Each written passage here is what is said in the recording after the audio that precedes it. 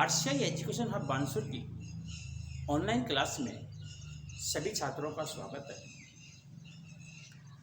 हम प्रश्नावली 6.2 का अध्ययन कर रहे हैं, जिसके अंतर्गत प्रश्न है निम्न संख्याओं का वर्ग ज्ञात कीजिए। निम्न संख्याओं का वर्ग ज्ञात कीजिए। इसके अंतर्गत आपको पहला सवाल 32 का वर्ग हमने आपको सिखा दिया गया था। अब इसका हम अगला सवाल लेते हैं 35 का वर्ग। देखिए 35 का वर्ग को इसको हमने दो संख्या में तोड़ लिया, 30 प्लस 5 यानी 35 का स्क्वायर, 30 प्लस 5 का स्क्वायर। सर्व समीका होती है a प्लस बी का होल स्क्वायर बराबर a square plus 2ab plus b square. यानी क्या हुआ, अच्छी तरह देखिएगा, यहां पर a का मतलब 30, b का मतलब कितना 5 बराबर 30 का स्क्वायर प्लस 2 30 इंटू 5 प्लस 5 का स्क्वायर बराबर 30 का वर्ग करते हैं 900। इसका करते हैं, करिए गुणा, 5 दूनी 10, 300 कर सकते हैं, 30 दूनी 60 गुणा 5 300 कर सकते हैं, प्लस 5 25 जोड़ दीजिएगा 1225। जांच कर सकते हैं 35 का वर्ग 35 गुणा 35, 35 को 35 से गुणा करके देख लीजिएगा, 5 25, 5 15 2 17, 3 5 15, आगे 5 2 2 1, वही 1225। अब इसका दूसरा तरीका लेते हैं, 35 का वर्ग बराबर हम क्या कह सकते हैं, वही बराबर 35 का स्क्वायर, या इसको भी 30 प्लस 5 का वर्ग कह सकते हैं। इसका अर्थ हुआ 30 प्लस 5 गुणा 30 प्लस 5। अब देखिए 30 प्लस 5 का अर्थ क्या हुआ, 30 कोष्टक 30 प्लस 5 कोष्टक प्लस के 5 कोष्टक 30 प्लस 5। अर्थ क्या हुआ इसका कि इस 30 को इससे गुणा करिए, फिर 5 को इससे गुणा कर दीजिएगा।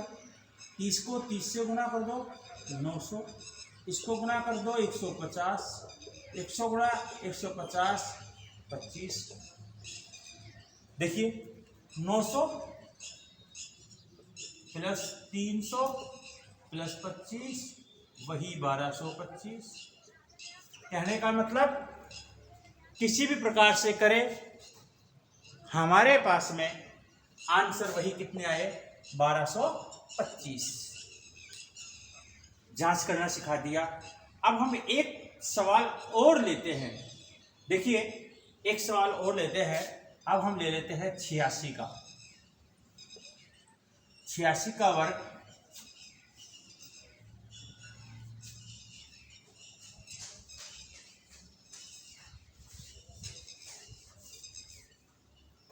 क्या करते हैं, 86 का वर्ग का मतलब 86 का स्क्वायर बराबर 80 प्लस 6 का स्क्वायर। अब हम क्या करना है, सर्व समीका a प्लस बी का होल स्क्वायर हम लेते हैं। तो यहां पर देखते हैं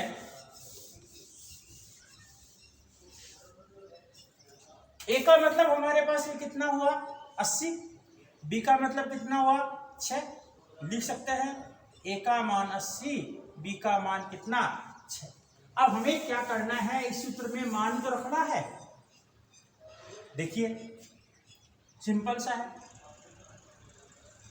80 का स्क्वायर 2 80 6 का स्क्वायर कितना हुआ 6400। 7 12, 960 और 36।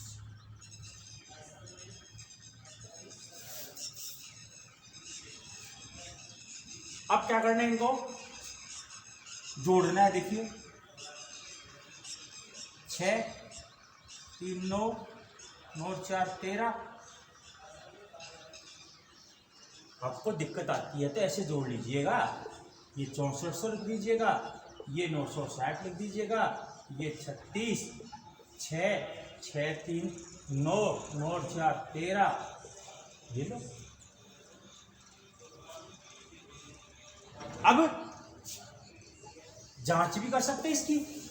देखिए 86 86, 6 36, 8 6 48 और 3 51, 8 6 48, 4 8 8 64 4 68, 6 8 1 9 8 5 13, वही 73 96 आएंगे। कहने का मतलब हुआ अब इसका सेकंड मेथड वो भी एक सिंपल सा है। क्या करना है आप लोगों को, देखिए दूसरे तरीके के अंतर्गत क्या करना था, 86 का वर्ग बराबर 86 का स्क्वायर बराबर 80 प्लस 6 का स्क्वायर। क्या होगा, 80 प्लस 6, 80 प्लस 6, दो बार लिख देंगे। अब क्या करना है, देखिएगा 80, अब 80 के साथ में लिखेंगे 80 प्लस 6, 6 के साथ लिखेंगे 80 प्लस 6। 80 को 80 से गुणा करते हैं, 6400 आया कि नहीं आया। इसको गुणा करेंगे 480 आएगा कि नहीं आएगा। इसको गुणा करेंगे 480 आएगा, इसको आएगा 36। अब वही हो गई, देखिए 6400 हो गया, दोनों को जोड़ दो 960 हुआ, और ये कितना हो गया 36। वही 3 संख्याएं आई, और उन तीनों को जब जोड़ोगे तो आएगा 73 96। इस प्रकार से आप इन सभी सवालों को, चाहे 32 हो, 35 हो, 86 हो, 93, 71, 46, इन सबको करना है अपनी होमवर्क की कॉपी में। एक तरीका करना है, चाहे तो इस तरीके से कर लीजिएगा, चाहे इस तरीके से, दोनों ही तरीके आपके सही माने जाएंगे।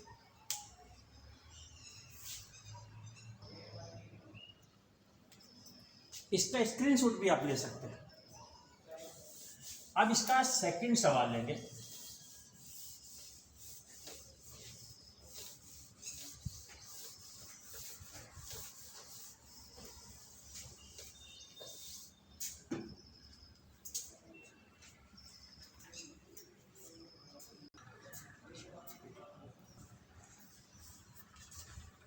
प्रश्न नंबर 2, पाइथागोरस त्रिक लिखिए जिसका एक सदस्य है। अब सबसे पहले बात करते हैं ये पाइथागोरस त्रिक होता क्या है। अब ये पाइथागोरस त्रिक होता क्या है, ये एक संख्याएं होती हैं, उसका एक सिस्टम होता है। एक सिस्टम क्या होता है कि अगर मान लीजिए कोई एक संख्या 2m है, तो शेष दो अगली संख्याएं m² - 1 m² + 1 के रूप में, जैसे नाम से प्रतीत होता है त्रिक। त्रिक का मतलब क्या होता है, 3, यानी 3 संख्याओं का एक समूह होगा, उसे हम पाइथागोरस त्रिक के रूप में कहा गया था।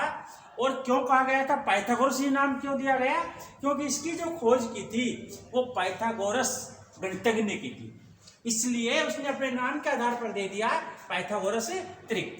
अब इसमें पहली हमारे पास में संख्या है 6।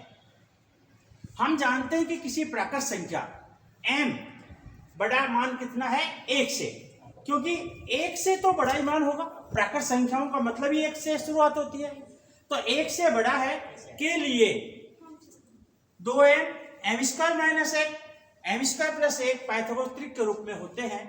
तो यहाँ देखिए पहला सवाल है, तो यहाँ पर यहाँ m बराबर 6 होगा या 2m बराबर 6 होगा, यह आप लोगों को देखने की बात है।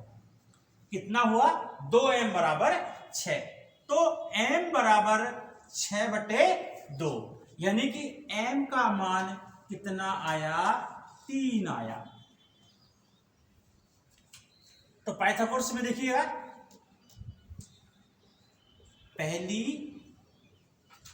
पाइथागोरस संख्या कितनी? 6। अब दूसरी निकालेंगे, देखिएगा दूसरी पाइथागोरस त्रिक या संख्या लिख सकते हैं, क्या कहलाती है? m square minus 1। अब m का मान कितना था? 3, यानी 3 का स्क्वायर माइनस 1। अब 3 का स्क्वायर आप लोग जानते हैं, 3 गुणा 3 कितना हो गया? 9। 9 माइनस 1 बराबर कितना हो गया? 8। अब दूसरी के बाद में कौन सी आएगी? तीसरी। तीसरी पाइथागोरस